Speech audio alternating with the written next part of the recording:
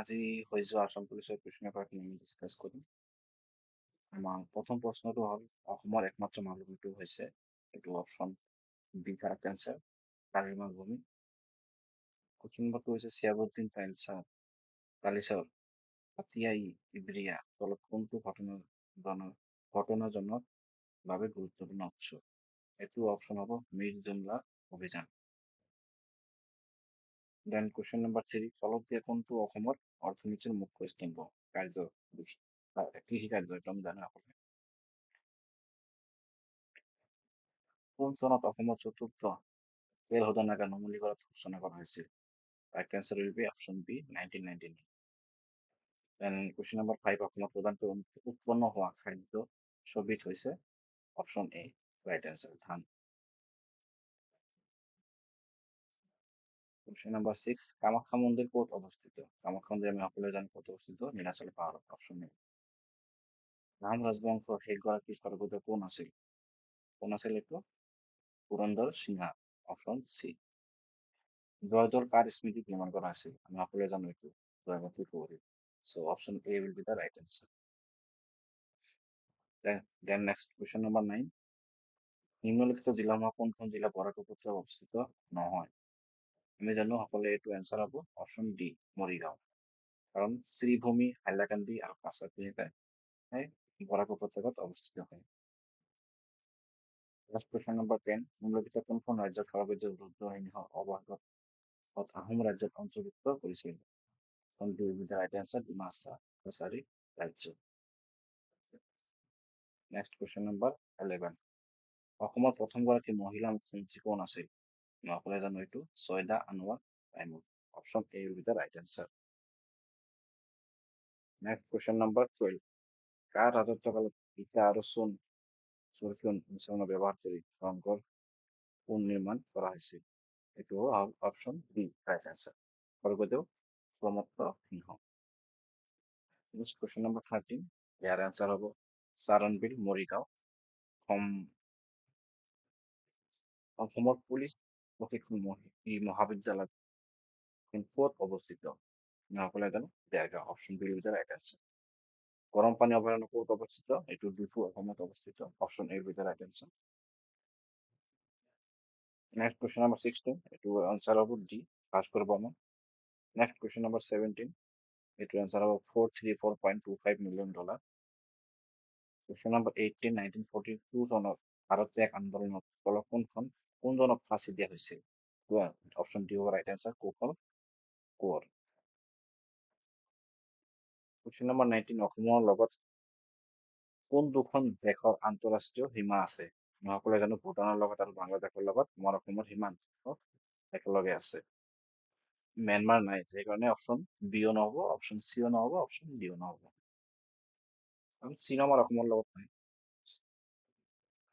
Question number 20. ভাৰতৰ বৃহত্তম নদী দ্বীপটো অৱস্থিত হৈছে মাজুলী অসমত। Option B will be the right answer. ভারতের বর্তমান বৈদেশিক পরিক্রমা মন্ত্রী কোন? এস Jaishankar. Option D will be the right answer.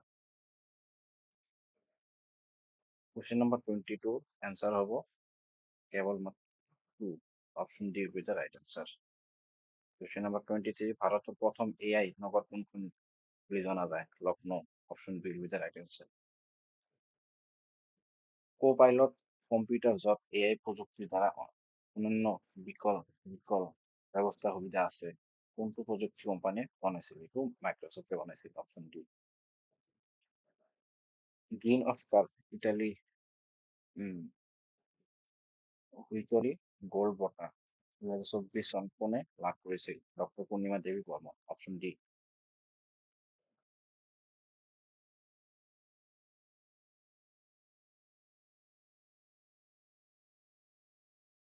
Next question 26. কোন সংস্থাই শিশু পুষ্টি প্ৰতিবেদন 2024 প্ৰকাশ কৰিছিল? Option B will be the right answer UNICEF. Question number 27. Option A will be the right answer. And question number 28. জাতীয় ক্যান্সার সচেতনতা দিবস কেতিয়া পালন করা হয়? November 9. Option A will be the right answer.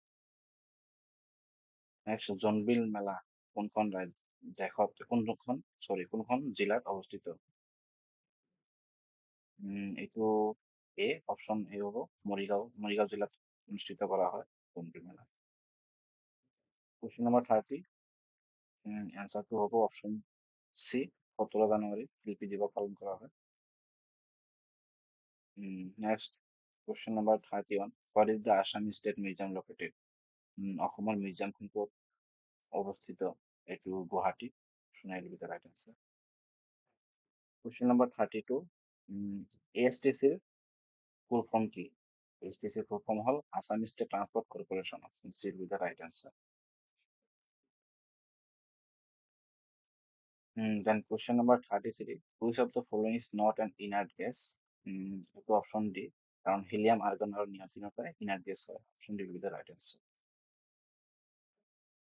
Next question number 35, option C will be the right answer. এইটো হ'ল জাসপ্ৰীত বুমৰাহ হ'ব। 36ৰ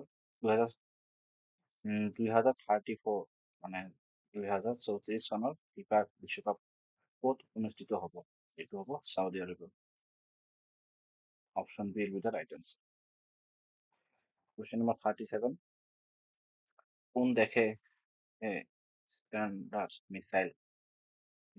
মিসাইল 6 ডেভেলপ কৰিছিল? এইটো হ'ব option A America. Question number 38, option C হ'ব। Question number 39, 2024 চনত IPL প্ৰতিযোগিতাত কোনে অৰেঞ্জ কেপ লাভ কৰিছিল? Virat Kohli. Option B. 2040, question number 40 হ'ব option D. question number 42 answer হ'ব চি। এইবিলাক আমি অলপমান কেলকুলেশ্যন কৰিব লাগিব। Question number 44 answer A. Question number 45 answer হ'ব বি। Question number 47 হ'ব অপশ্যন চি, 10 বছৰ। Question number 49 এনচাৰ হ'ব বি। Question number 50 এনচাৰ হ'ব চি। Question number 51 এনচাৰ হ'ব 121। Question number 50 এনচাৰ হ'ব এ। Question number 53 এনচাৰ হ'ব ডি। Question number 54 এনচাৰ হ'ব C. Question number 55 answer হ'ব ডি। Question number 55 এনচাৰ হ'ব D. Question number 56 answer হ'ব D. Question number 57 answer হ'ব এ, 10 টকা। Question number 58 এনচাৰ হ'ব বি, 2। Question number 59 এনচাৰ হ'ব বি। Question 60 এনচাৰ হ'ব চি।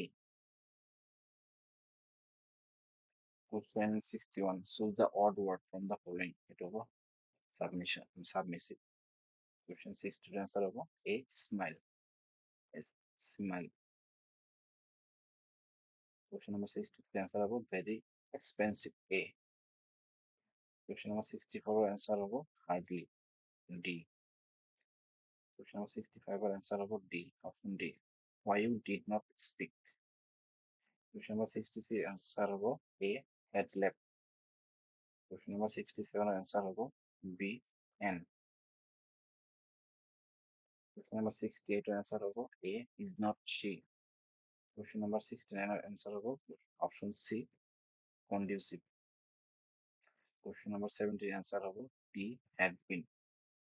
Question number 71 এনচাৰ হ'ব D, 4. Question number 72 answer hobo a letter is being written by her. Question number 73 answer hobo D, dollar. Question number 74 answer hobo option D, she said that she had finished the work. Question number 75 answer hobo B, why he was. Question number 77 answer hobo A swarm of monkeys. Question number 78 answer hobo D, uncle. Question number 79 answer hobo B, top.